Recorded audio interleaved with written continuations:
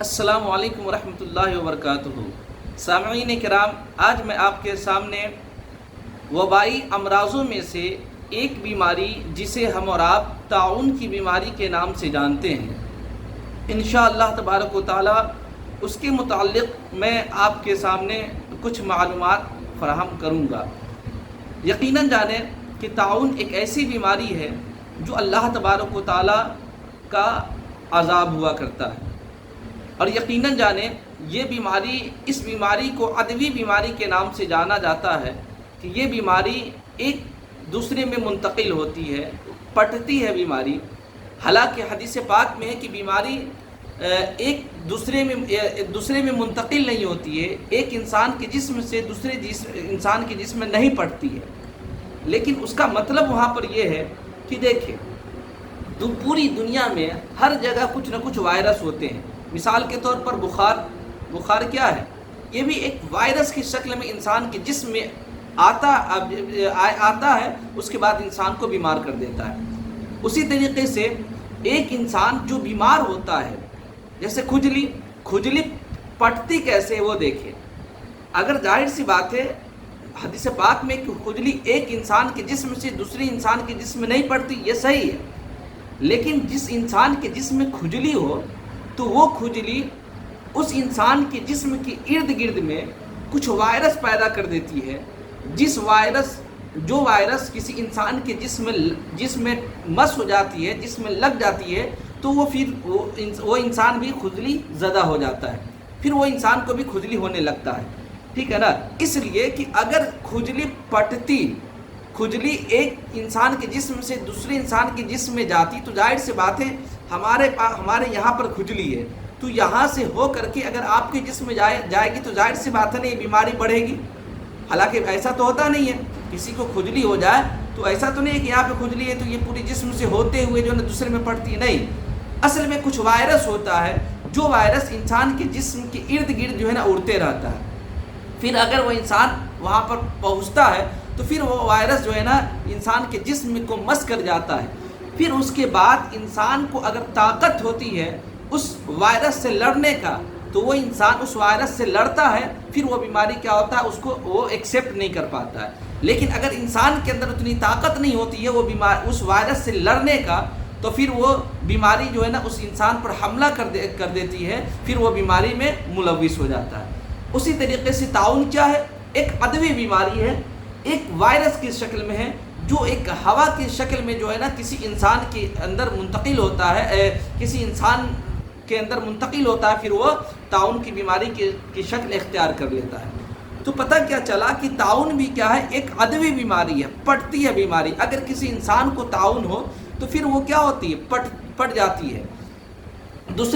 ممکن ہے کہ دوسرے انسان بھی طاعون زدہ ہو جائے۔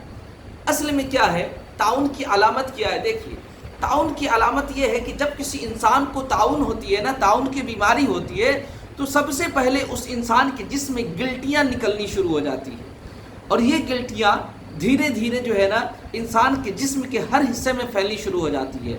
کسی کے گردن پہ ہوتا ہے، کسی کے بغل میں ہوتا ہے، کسی کے پیٹ میں ہوتا ہے، کسی کے ہاتھ میں ہوتا ہے، یعنی انسان کے جسم کے کسی بھی حصے میں کیا ہوتی ہے؟ گلٹیاں ہو جاتی ہیں۔ یہ بیماری طاعون کی بیماری کہلاتی ہے۔ جب یہ کسی انسان کے جسم میں گلٹیاں ہونی شروع ہو جاتی ہے تو اس کی علامت کیا ہے؟ پہلی علامت یہ ہے طاعون کی بیماری کی کہ گلٹیاں شروع ہو جاتی ہے۔ جب وہ گلٹیاں شروع ہوتی ہے نا تو پھر انسان درد میں مبتلا ہونے لگتا ہے، پھر وہ انسان کی اس گلٹی میں سوجن پیدا ہو جاتی ہے، پھر اس انسان کے پیٹ میں بھی درد شروع ہو جاتی ہے، پھر اس انسان کے سر میں بھی درد شروع ہو جاتا ہے۔ اتنا ہی نہیں بلکہ اس بیماری کی وجہ سے وہ انسان تڑپتے رہتا ہے، پھر وہ اس کا جو ہے نا مزاج میں جو ہے نا گھبراہٹ سی پیدا ہونے لگتی ہے۔ یہ بیماری کی علامت ہے، طاعون کی بیماری کی علامت۔ اور یہ طاعون کی بیماری ہوتی کیوں ہے؟ یہ طاعون کی بیماری جیسا کہ سنن ابن ماجہ میں حضرت عبداللہ ابن عمر رضی اللہ تعالیٰ عنہما کی ایک لمبی حدیث ہے، جس حدیث پاک میں میرے آقا صلی اللہ تعالیٰ علیہ وسلم ارشاد فرماتے ہیں کہ جب قوم اعلانیہ بدکاری میں مبتلا ہو جائے تو اللہ تبارک و تعالیٰ اس قوم میں طاعون کی بیماری ڈال دیتا ہے۔ تو ممکن ہے کہ جس قوم میں بھی یہ بیماری آئی ہو وہ بیماری کیا ہو، وہ قوم اعلانیہ بدکاری میں مبتلا ہو۔ اگر ہم لوگ بھی اعلانیہ اگر بدکاری میں مبتلا ہے تو ممکن ہے کہ اللہ تبارک و تعالیٰ کی وبا ہماری قوم میں بھی آ جائے۔ اس لیے ہمیں جو ہے نا اعلانیہ بدکاری، ایسے تو گناہوں سے بچنا ہی چاہیے اور بدکاری سے انسان کو بچنا ہی چاہیے، اور مزید بر آ کے اعلانیہ بدکاری جو ہوتی ہے نا، اعلانیہ بدکاری سے بھی انسان کو بچنی چاہیے۔ اب یہ دیکھیں تعاون جو ہے نا، یہ تعاون دو طریقے کا ہوتا ہے۔ ایک غدودی تعاون کہتے ہیں، غدودی تعاون۔ یہ غدودی تعاون کیا ہوتا ہے؟ یہ بیماری تعاون کی بیماری کا ایک قسم ہے۔ یہ بیماری غدودی تعاون کی بیماری یہ اس وقت ہوتی ہے جب انسان کو ایک کھٹمل، پسو یعنی ایک کھٹمل کاٹ لیتا ہے۔ پھر وہ کھٹمل کاٹ لینے سے جو ہے نا انسان کے جسم میں دھیرے دھیرے گلٹیاں ہونی شروع ہو جاتی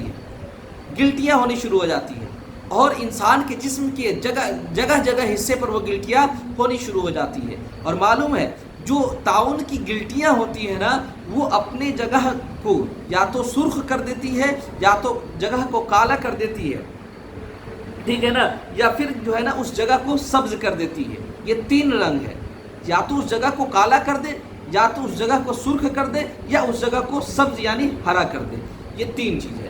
اور جو غدودی تعاون ہوتی ہے نا، جس انسان کے جسم میں جو ہے نا وہ گلٹی والی تعاون کی بیماری آ جانی، یعنی کھٹمل کے کاٹ لینے سے، پسو کو کاٹ لینے سے وہ بیماری انسان میں جب پھیلتی ہے نا، تو معلوم ہے اس انسان کے جسم سے گلٹیاں اس قدر باہر ہو جاتی ہے کہ انسان کے جسم کا چمڑا جو ہے نا اس انسان کے بدن سے لگا ہوا ہوتا ہے، باقی گلٹی کیا ہوتا ہے؟ باہر ہوتا ہے۔ اور یہ باہر یہ دھیرے دھیرے جو ہے نا 10 mm کا بھی ہو جاتا ہے، بڑا سا پتھر ہو جاتا ہے، یہ گلٹیاں بڑا سا ہو جاتا ہے نا، اور انسان کی جگہ حصے میں ہونا شروع ہو جاتا ہے۔ اور ایک گلٹی اس میں جو ہے نا، جب غدودی تعاون جو ہوتا ہے نا، اس تعاون کی بیماری میں انسان کے سر میں بھی درد ہوتا ہے اور پیٹ میں بھی درد شروع ہو جاتا ہے۔ اور ایک بیماری تعاون کی ایک دوسری بیماری جسے آپ نیمونی تعاون کہتے ہیں، نیمونی تعاون، آپ نیمونیا کا نام سنے ہوں گے۔ یہ نیمونیا اس بیماری میں کیا ہوتا ہے کہ انسان نیمونیا کے شکار ہو جاتا ہے، اور سب سے زیادہ اٹیک انسان کے جو ہے نا پھیپھڑے پہ پڑتا ہے، چنانچہ وہ انسان کھانسی میں مبتلا ہو جاتا ہے نا، سانس کا تیز آنا جانا شروع ہو جاتا ہے۔ اتنا ہی نہیں بلکہ مریض کے جسم میں جو ہے نا نیمونیا کی علامتیں بھی پائی جانے لگتی ہے۔ اگر اس کا بر وقت علاج نہ کیا جائے تو اس کے پھیپھڑے جو ہے نا خراب ہو جاتے ہیں، جب ایسی بیماری کسی انسان کے پاس آئے نا، تو سب سے پہلے کیا کرے کہ اپنے آس پاس کی جگہوں کو سب سے پہلے صاف کرے، اور یہاں تک کہ چوہوں کے بارے میں بھی آئے کہ چوہوں سے بھی اپنی جگہ کو، آس پاس کے شہروں کو، گاؤں کو، محلوں کو صاف رکھے، گندگی سے صاف رکھے، کیچڑ نالے سے صاف رکھے۔ اور اتنا ہی نہیں بلکہ جب یہ بیماری کسی انسان کے اندر آ جائے نا، تو وہ کسی اہم ڈاکٹر، کسی مشہور اور کسی اچھے ڈاکٹر سے مل کر کے اس کا علاج شروع کر دے۔ اور یقیناً جانیں جو انسان اس بیماری میں مبتلا ہوتا ہے نا، تو اگر وہ مومن ہے، مسلمان ہے، تو یہ بیماری انسان کے لیے رحمت ہوتی ہے، جیسا کہ صحیح بخاری شریف کی حدیث ہے، حضرت انس بن مالک رضی اللہ تعالی عنہ ارشاد بیان کرتے ہیں کہ نبی کریم صلی اللہ تعالی علیہ وسلم نے ارشاد فرمایا کہ تعاون ہر مسلمان کے لیے شہادت ہے، یعنی اگر کوئی مسلمان تعاون کی بیماری میں شہید ہوتا ہے تو وہ انسان شہادت کا درجہ پاتا ہے، شہید ہوتا ہے۔ اور یقیناً جانیں جب یہ بیماری کسی قوم میں ہو اور اگر مسلمان وہاں پر موجود ہو، آپ اگر وہاں پر موجود ہو، تو پھر اس قوم سے باہر نہ نکلے، بلکہ آپ تقدیر پر بھروسہ کرتے ہوئے، اللہ تبارک و تعالیٰ کی تقدیر پر بھروسہ رکھتے ہوئے آپ وہیں پر موجود رہے کہ اگر ہماری تقدیر میں ہوگی تو اللہ تبارک و تعالیٰ اس بیماری میں ہمیں مبتلا کر دے گا اور ہم اسی بیماری میں مر جائیں گے۔ اور جو انسان اس طریقے سے کرتا ہے وہ شہادت کے درجے پر فائز ہو جاتا ہے، ٹھیک ہے نا۔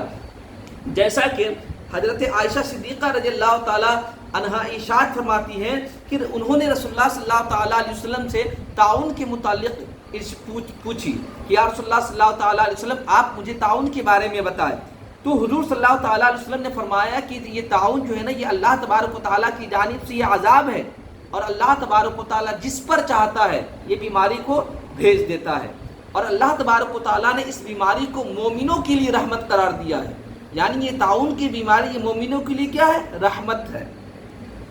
اور جس بندہ کے شہر میں تعاون واقع ہو، میرے آقا فرماتے ہیں کہ جس بندہ کے شہر میں تعاون واقع ہو اور وہ صبر کے ساتھ وہی ٹھہرا رہے اور اس کا ایمان ہو کہ اس کو وہی مصیبت پہنچے جو اس کی تقدیر میں ہے، تو اسے ایک شہید کا اجر ہوگا۔ پتہ کیا چلا کہ آپ جس جگہ بھی موجود ہو ہے نا، اس جگہ میں اگر تعاون کی بیماری پھیل جائے تو آپ وہاں سے ہرگز نہ نکلے۔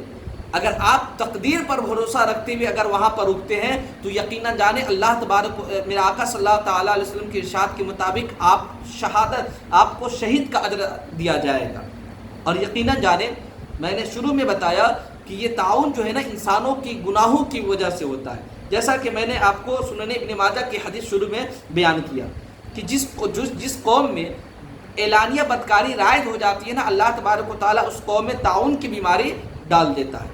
اس کے علاوہ یہ دیکھیں، جب تعاون کی بیماری ہونا تو انسانوں کو چاہیے کہ اپنے گناہوں سے توبہ کریں سب سے پہلے، اس لیے کہ یہ گناہوں کی وجہ ہی سے اللہ تبارک و تعالیٰ کسی قوم میں اس عذاب کو بھیجتا ہے۔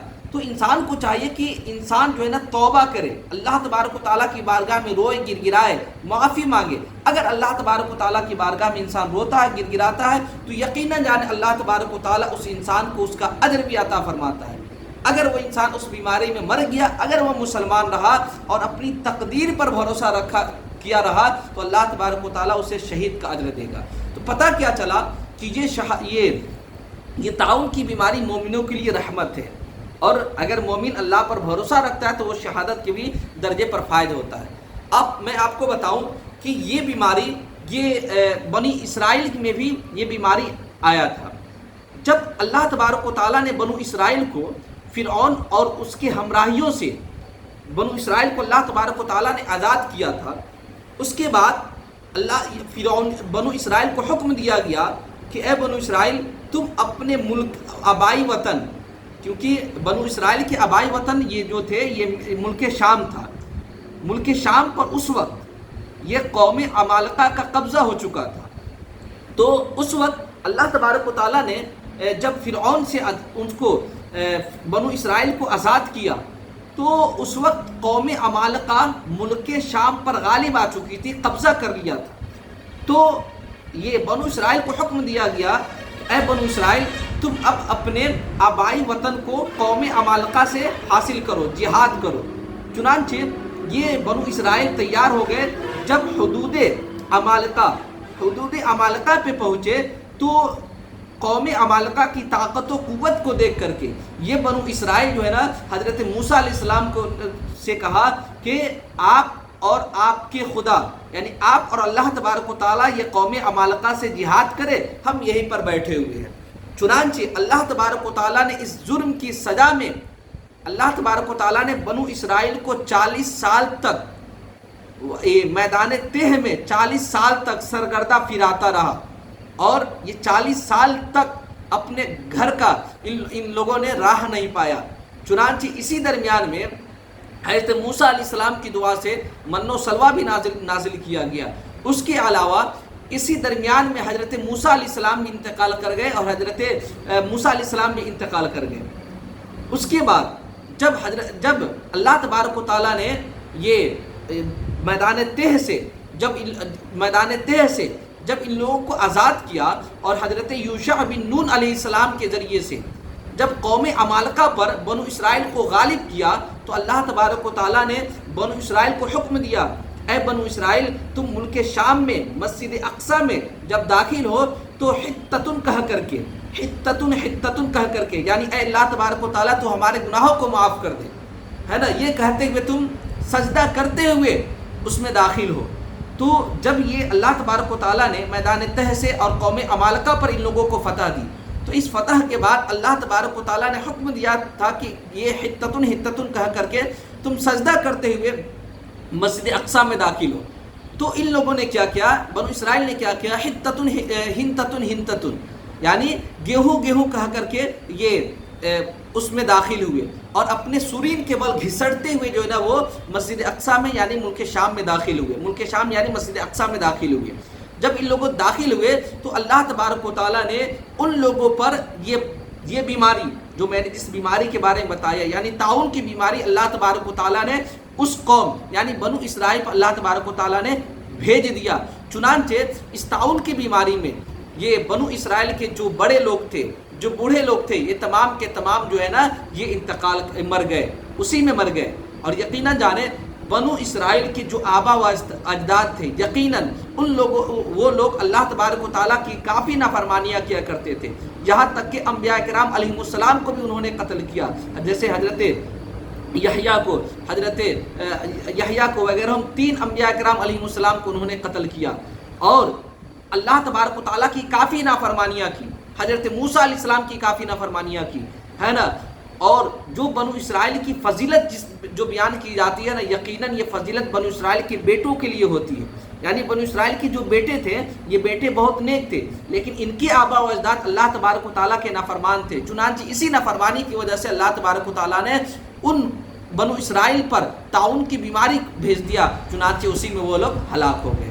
تو طاعون کی بیماری جو ہوتی ہے نا، یہ طاعون کی بیماری یقیناً اللہ تبارک و تعالیٰ کی جانب سے بندوں پر ایک عذاب ہے نا. تو جب بندوں کو چاہیے کہ ایک تو یہ کہ اللہ تبارک و تعالیٰ کی نافرمانی سے انسان بچے، اور اگر خدا نہ خواستہ اگر وہ بیماری آ جاتی ہے تو انسان کو چاہیے کہ تقدیر پر بھروسہ کرتے ہوئے اس پر راضی رہے. اگر اس پر راضی رہا تو انشاءاللہ تبارک و تعالیٰ اللہ تبارک و تعالیٰ اسے شہید کا اجر عطا فرمائے گا، کیونکہ میرے آقا صلی اللہ تعالیٰ علیہ وسلم نے فرمایا کہ یہ طاعون کی بیماری یہ مومنوں کے لیے رحمت ہوا کرتی ہے.